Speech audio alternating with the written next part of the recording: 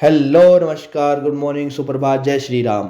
तो सभी का स्वागत है आपके अपने YouTube channel future nursing officer में। और आज हम आपके लिए लेके आए हैं प्रैक्टिस पेपर जो राजस्थान CHO 2025 के लिए बेनिफिट होने वाले हैं, जिसके अंदर हम बात करेंगे प्रीवियस एग्जाम में जितने भी MCQ आए हुए हैं आपके CHO के, वो सारे इसके अंदर हम आपको सॉल्व करवाएंगे। ठीक है, तो पहला MCQ देखते हैं। पहला MCQ हमारा इसके अंदर ये है कि the anatomical term for the breast bone, मतलब जो आपके लिए जब आप ब्रेस्ट बोन लेते हो, ठीक है, तो उसके लिए कौन सी टर्म यूज करते हो। ठीक है, पहला ऑप्शन है अपने पास इसके अंदर सैक्रम, दूसरा है स्टर्नम, थर्ड है अपने पास पटेला, देन क्लेविकल। ठीक है, तो आपका जो आंसर रहने वाला है वो रहने वाला हमारी स्टर्नम बोन को हम क्या बोलते हैं, ब्रेस्ट बोन। तो फर्स्ट MCQ तो इस तरीके से आ गया। सेकंड MCQ आपका आएगा, सुन लीजिए किस तरीके से आएगा कि the sternum bone is also known as, ठीक है, जो आपकी स्टर्नम बोन होती है वो दूसरे नाम से कौन सी जानी जाती है, तो क्या बोलोगे आप, ब्रेस्ट बोन को बोलोगे। तो एक क्वेश्चन में आपके दो क्वेश्चन सॉल्व हो गए, आपको दो तरीके से पता चल गया ये क्वेश्चन किस तरीके से आने वाला है। ठीक है, नेक्स्ट MCQ हमारे में है national strategy plan aim to the eliminate tuberculosis by, जो आपका नेशनल स्ट्रेटजी प्लान था NSP। ठीक है, तो उसका जो एम था, मतलब उसने एम किया था कि इस ईयर तक या इस वर्ष तक हम क्या करेंगे, ट्यूबरक्लोसिस को क्या कर देंगे, एलिमिनेट कर देंगे। ठीक है, तो वो कौन सा एम था, पहला है 2025, 2030, 2035, 2040। ठीक है, तो जो अपना आंसर था इनका एम था कि 2025 तक हम क्या कर देंगे, ट्यूबरक्लोसिस को एलिमिनेट कर देंगे। नेक्स्ट MCQ हमारा ये है, इसके अंदर the lowest layer of the atmosphere. ठीक है, ये बोला गया है। ठीक है, तो पहला इसके एट्रोफेयर, ठीक है, ट्रोफोफेयर, मिजोफेयर या फिर लिनोफेयर। ठीक है, तो जो आपका आंसर है ऑप्शन नंबर बी इसके अंदर रहने वाला है। ठीक है, नेक्स्ट MCQ देखो, नेक्स्ट है अपने पास which of the largest nerve in the body. ठीक है, जो आपकी जो सबसे लार्जेस्ट नर्व होती है बॉडी की, ठीक है, वो कौन सी होती है। पहला ऑप्शन है सियाटिक, दूसरी है अपने पेरोनियल, पोडेंटल और टीपियल। ठीक है, और जो अपना आंसर रहने वाला है वो सीधा सीधा यही है कि जो हमारी सियाटिक नर्व होती है वो क्या होती है, हमारी सबसे बड़ी यानी सबसे लार्जेस्ट बॉडी की सबसे बड़ी जो नर्व होती है वो कौन सी होती है, सियाटिक नर्व होती है।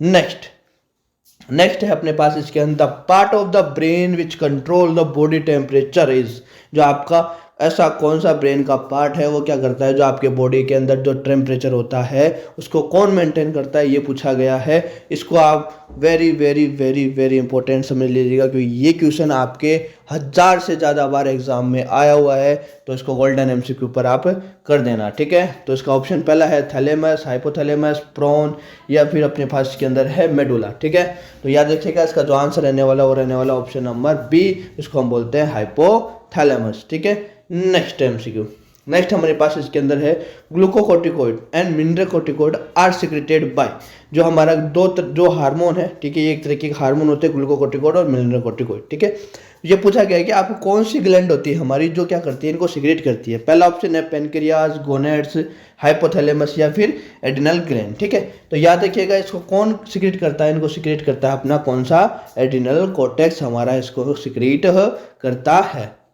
नेक्स्ट है हमारे पास इसके अंदर substantia nigra secrete which of the following major neurotransmitter, ये क्या बोल रहा है, जो हमारा सब्सटेंशिया नाइग्रा है, ठीक है, वो सबसे जो मेजर हमारा न्यूरो ट्रांसमीटर होता है वो कौन सा सिक्रीट करता है, एड्रेनालिन, डोपामीन, सेरोटोनिन या फिर नॉन एड्रेनालिन। ठीक है, तो अपना आंसर क्या है इसके अंदर, डोपामीन रिलीज करता है, डोपामीन क्या करता है, सिक्रीट करता है सब चांसेस नाइग्रा। ठीक है, नेक्स्ट है हमारे पास इसके अंदर the principal cell of the epidermis that produce keratin in a complex process are, मतलब जो आपका जो प्रिंसिपल सेल कौन सा है एपिडर्मिस का, जो क्या करता है, प्रोड्यूस करता है क्या, कैरेटीन। ठीक है, कैरेटीन क्या है, एक तरीके का प्रोटीन होता है। याद रखिएगा एक MCQ ऐसा भी आता है कि कैरेटीन क्या है, तो आपको बताना है ये क्या होता है, एक तरीके का प्रोटीन होता है। ठीक है, तो इन ए कॉम्प्लेक्स प्रोसेस, तो ये पूछा गया, तो पहला अपना मेलानोसोम्स, दूसरा है keratinocytes,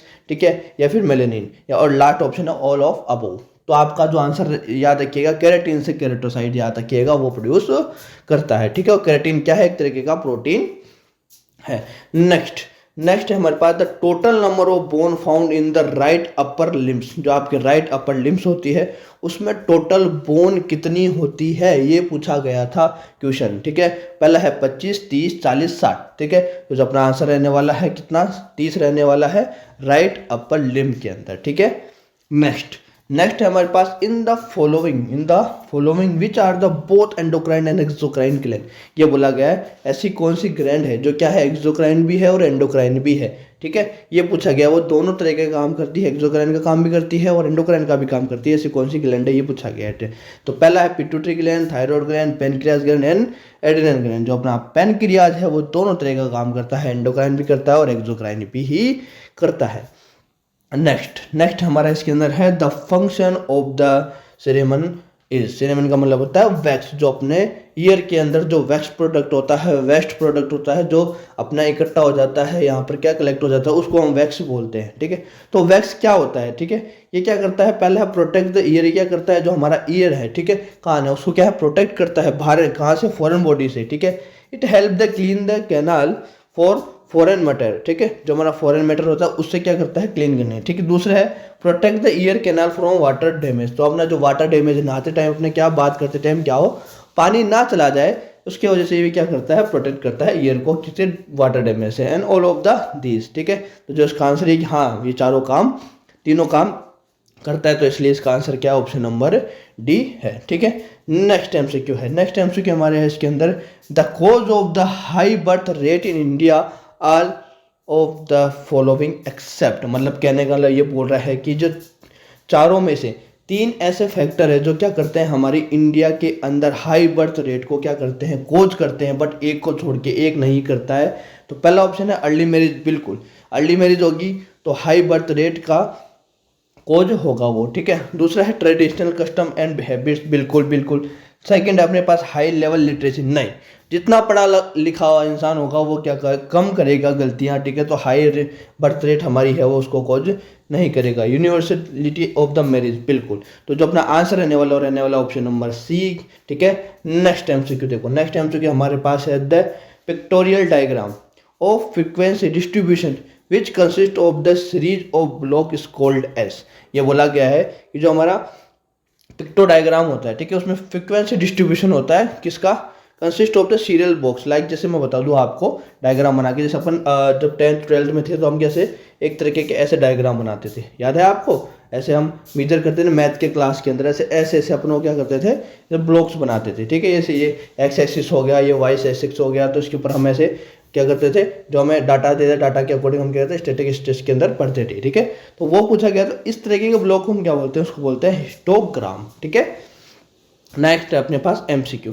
the increase in the urban population is due to the all of the following factor except. यानी ये क्या कर रहा है, इंक्रीज करते हैं अर्बन पॉपुलेशन को सारे कारण एक को छोड़ के। ठीक है, तो पहला है एम्प्लॉयमेंट अपॉर्चुनिटीज, बिल्कुल। यदि आप एम्प्लॉयमेंट अपॉर्चुनिटीज दोगे तो लोग बाग क्या करेंगे, विलेज से रूरल एरिया से आएंगे अर्बन एरिया में, बिल्कुल। The attraction of the better living condition, like, बिल्कुल। यानी गांव में इतनी फैसिलिटीज नहीं होती जितनी शहर में होती, तो लोग बाग क्या करते हैं फैसिलिटीज के लिए शहर में जाते हैं। नेक्स्ट है availability of the social services. ठीक है, तो हमारे सोशल सर्विसेज है उसके लिए भी कहाँ पर भी जाते हैं। High mortality and high poverty, तो ये नहीं है एक तरीके का। ठीक है, तो इसका जो आंसर रहने वाला ऑप्शन नंबर डी रहने वाला है। Next MCQ. नेक्स्ट है हमारे पास इसके अंदर literacy rate taking the into accounts the total population in the determinant is term as. ये बोला गया है the literacy rate taking into the account the total population in the determination बोला गया है कि आपको, तो इसका जो आंसर रहने वाला है, देखो पहला ऑप्शन है effective the literacy rate, second है crude literacy rate, life expectancy rate, या फिर नॉन ऑफ अबोव। तो आपका जो आंसर रहने वाला option number B. Next MCQ.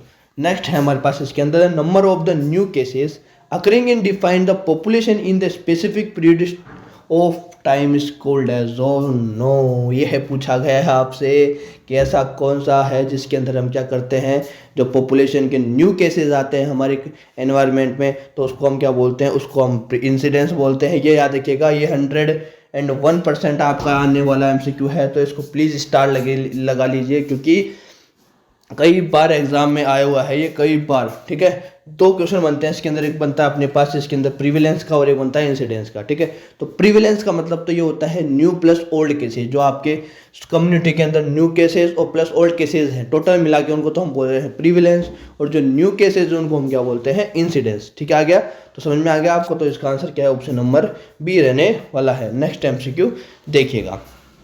Next हमारे पास इसके अंदर the epidemic usually affected the large population occurring over the world geographical area such as content और व्हाट इज द कोल्ड, यानी ये CHO एग्जाम पेपर में कई बार आया हुआ है कि इस चीज़ को हम क्या बोलते हैं। कहने का मतलब ये पूछा गया आपको कि ऐसी बीमारी जो क्या है पूरे वर्ल्ड वाइड में फैली हुई है, ठीक है, एक वर्ल्ड से दूसरे, जैसे आपका लाइव एग्जांपल है आपका कोविड-19, जिसके अंदर क्या हुआ था, पहले चीन से, फिर चीन से USA में, फिर USA से अपना इंडिया में, ठीक है, इस तरीके से केसेस आ रहे थे, ठीक है, पूरी इंडिया में फैल गया वो, पूरा इंडिया से लेके पूरा वर्ल्ड में फैली थी वो, ठीक है। तो इस तरीके की बीमारी को हम क्या बोलते हैं, उसको बोलते हैं पेंडेमिक। क्या बोलते हैं, पेंडेमिक, ठीक है।